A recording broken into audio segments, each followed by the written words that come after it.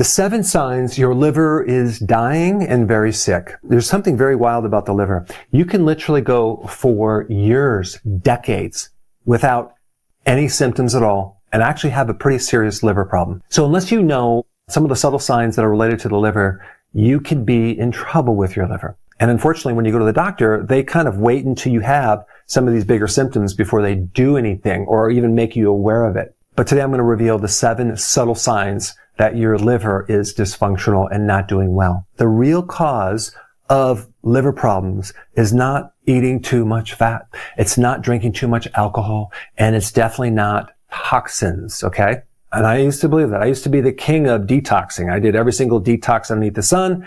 It never did anything for my liver. It actually made me sicker. I would end up in bed for 2 weeks with some infection. The liver is the hardest working organ of the entire body. It works 24/7. It's the only major internal organ that can completely, 100% regenerate, even if 70% of that liver is destroyed or removed. All right, let's get into these signs right now. Number 1, waking up between 2 and 3 a.m. I was teaching people for years that this was an adrenal problem. And I thought this was related to cortisol. And every time I would recommend to treat cortisol or the adrenals, rarely would people really see results, including myself. I thought I had an adrenal problem. I kept treating it. And it took many, many years to really even see any change. And that is because the real problem is not the adrenal. It's the liver. Remember I told you that the liver releases the stored glucose all night long to feed the brain so everything is happy and you can sleep? Well, guess what? If the liver is dysfunctional, you are going to have excessive blood sugar swings, okay? And since the liver makes a lot of sugar, it's going to go up. Eventually, it's going to come down, okay? When that blood sugar comes down too steeply, your brain is going to freak out because your brain doesn't store fuel. It depends almost 100% on the liver for its fuel. And the brain is going to go emergency. So it has a button it can press, and that is called adrenaline, okay? Adrenaline is a quick mobilizer of glucose from the liver. And so it's going to mobilize the glucose so the brain can have energy. But in the meantime, adrenaline is a stress hormone. It's going to wake you right out of bed between 2 and 3 a.m. You wake up fully awake, way more awake than you are during the day. And like, what's going on? And you're going to think, oh yeah, I need to support my adrenals. No, you don't. You need to fix the liver. Your adrenals are involved because they're producing adrenaline, but they're not dysfunctional, okay? They're just doing what they're supposed to be doing. The real problem is in the liver. And this is why it's so important to correct the real problem. Sign number 2 is right shoulder pain. Right up through here, all up to my neck. Oh my gosh, I didn't know what this was. This is a classic liver problem. Because what happens is when the liver becomes damaged, the bile can't be produced, and the bile then gets really sluggish through these little bile ducts underneath the right rib cage, causing swelling of the liver. There's a nerve that goes from the diaphragm all the way up here. It's called the phrenic, and that kind of swells up, and then it causes shoulder pain. Now, the pancreas on the left side also can overcompensate, and you also have a phrenic nerve on the left. You could also have it on the left side too, but it's mainly on the right side, all because of this one food that I'm going to talk about in just a bit. All right, number 3, bruise easily. Why is that? Because your liver makes clotting factors. And if it can't make clotting factors, you're going to bleed excessively. And you're going to notice that you like just bruise yourself and you're like, what is going on? Well, that's usually a liver problem. The next one, sign number 4, is itching. And I had this too. I had itching on the bottom of my feet. I had itching more at night. What happens with itching is you get this excess amount of bile. And if there's some obstruction of bile, it backs up into the liver, back into the blood, and then it gets into the skin, causing itchiness. I mean, it was driving me insane. I thought I had parasites, right? And I was doing all these cleanses. I wish I would have known back then what I know now. It would have saved me nights of just terrible sleep because the darn itching was just driving me crazy, insane. All right, next sign, number 5, is low tolerance to alcohol. This is another problem that I have. I cannot tolerate more than a 6-pack. No, I'm just being sarcastic. I can't tolerate any alcohol. There was a time I could tolerate alcohol, but I can't. If I just do a little bit of alcohol, I feel disgusted. I feel sick. I feel inflamed. People with liver problems cannot break that down efficiently, so they get more toxicity through the body. And so if a person suddenly can't tolerate alcohol, suspect the liver is in serious shape. Number 6 is the belly starts protruding as the legs get skinnier and skinnier. This usually is an advanced form of liver damage called ascites, where there's fluid that builds up in the abdomen.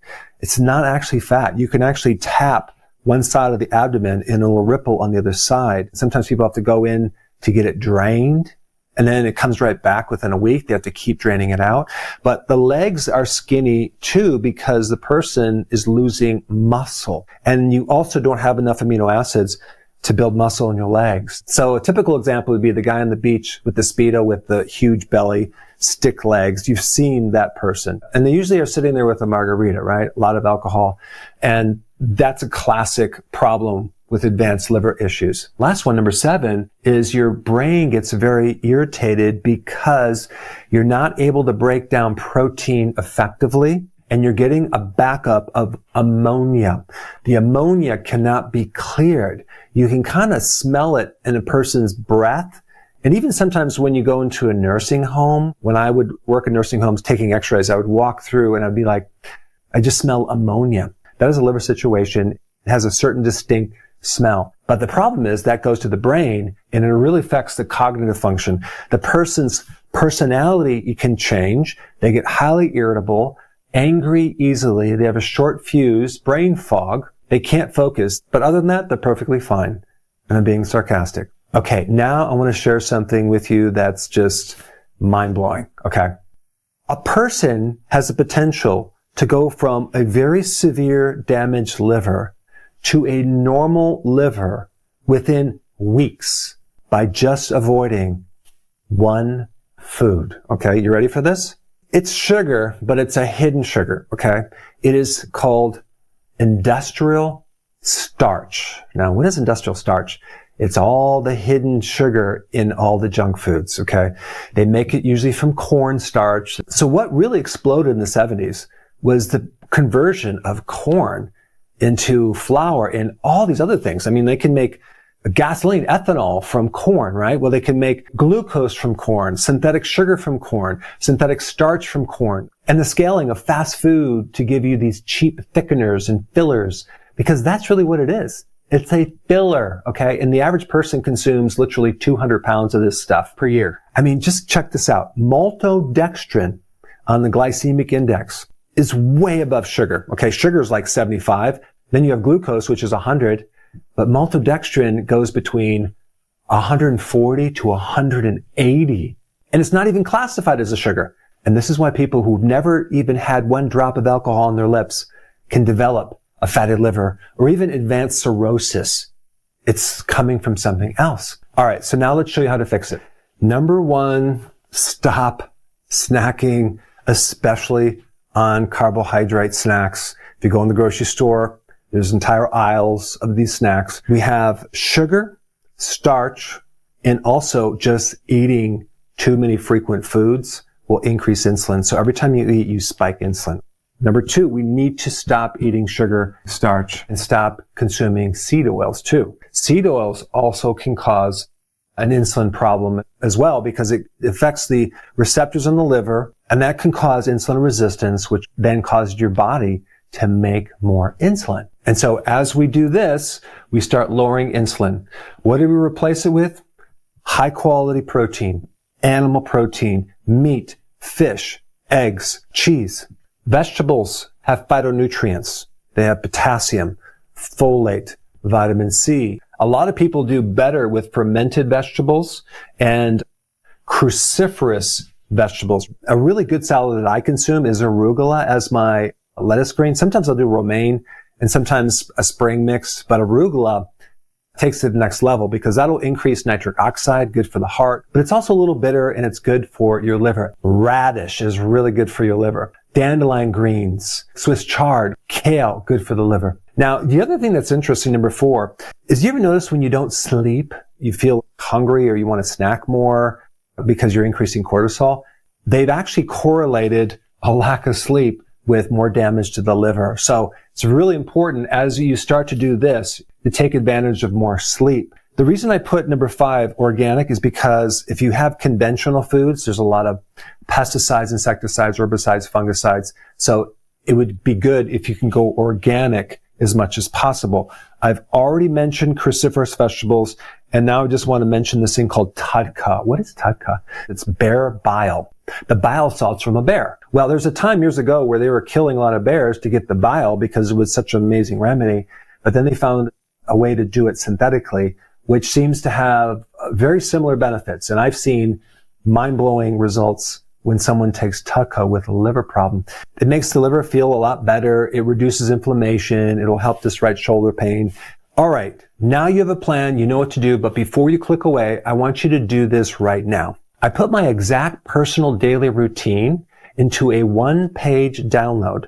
The exact routine that makes me feel like I'm 18 years old, despite being 60 years old, into one downloadable, printable piece of paper as a checklist that you can print out and put on your refrigerator that will give you a summary of all these successful lifestyle actions that I personally do. And after you do that, I have an amazing video, not just on the liver, but on the entire digestive system that I highly recommend you watch right now. I put that up right here. Check it out.